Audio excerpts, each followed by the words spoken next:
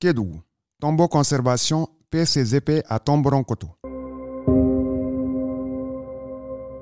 L'heure de l'éveil des consciences a sonné dans la commune de Tomboronkoto. Les communautés sont plus que jamais déterminées à conserver et à exploiter les ressources forestières de façon durable, grâce au conseil éclairé du programme Tombo Conservation. L'exploitation à outrance des ressources forestières ne sera plus qu'un vieux souvenir dans la commune de Tomboronkoto. Un sac de mad que l'on prend, que l'on met sur la route, que l'on vend à 1500 à 2000 francs, en l'exploitant, en valorisant, on peut avoir 50 000 francs.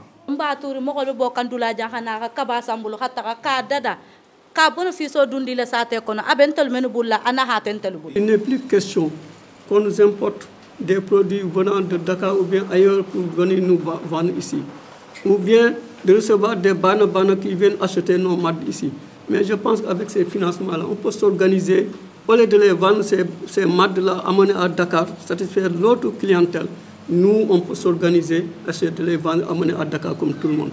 Cette portion du territoire sénégalais regorge d'énormes potentialités, des opportunités pour le développement d'activités économiques rentables. On a parlé de la biodiversité, on a parlé, n'est-ce pas, des ressources, n'est-ce pas, naturelles, aujourd'hui qui peuvent être vraiment valorisées. Les chimpanzés, on ne les voit plus ailleurs qu'à Kédougou, pratiquement.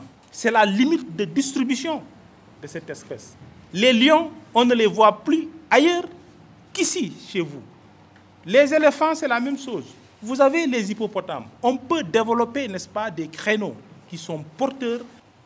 Donc, le programme là, de conservation et d'amélioration des moyens de subsistance des communautés à son sens. Hélas, certains comportements qui persistent encore dans la commune de Tomboronkoto font frémir. C'est pour ça que je vous exhorte vraiment à la restauration, à la prévention de ces unités de conservation. Vraiment, je remercie vraiment PMC et le programme Tombo. Il y a des banabana qui viennent, certes. C'est une complicité avec vous, population. C'est des maths qui ne sont pas mûrs, c'est les bouilles qui ne sont pas mûrs, qui cueillent ça et pour aller vendre. Il y a les feux de brousse qui ravagent. Et le feu constitue le numéro 1 de cette localité-là. Si le feu ravage le tapis herbacé, les animaux vont souffrir. Les fruits forestiers ne vont pas produire, on ne va pas augmenter. Donc vous êtes là. Il faut créer des comités de lutte. Malgré que vous avez votre comité de surveillance, il faut créer des comités de lutte pour permettre au moins ce qu'on a aujourd'hui, c'est 3 unités de conservation pour avoir un poumon vert au niveau de la commune de Tomboronkoto. L'agent des eaux et forêts, il est là. Il est loin, mais vous êtes proche des unités de conservation. Tous les actes qui vont se faire au niveau des unités de conservation, vous êtes habilités vraiment à informer les agents au moins pour venir. Ou bien vous êtes les premiers vraiment à réagir par rapport à la dégradation de l'environnement qui passe au niveau des unités de conservation.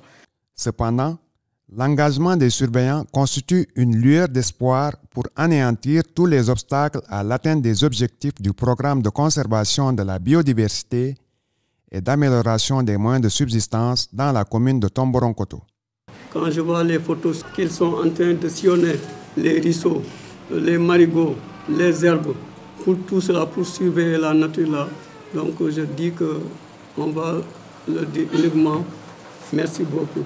Si on aime la nature, on va essayer de protéger la nature. Et qui protège la nature, protège la vie. L'homme ne peut pas vivre sans l'arbre, l'arbre également ne peut pas vivre sans l'homme. Il y a une certaine symbiose, une complicité entre l'homme et l'arbre. Donc c'est à nous de les protéger.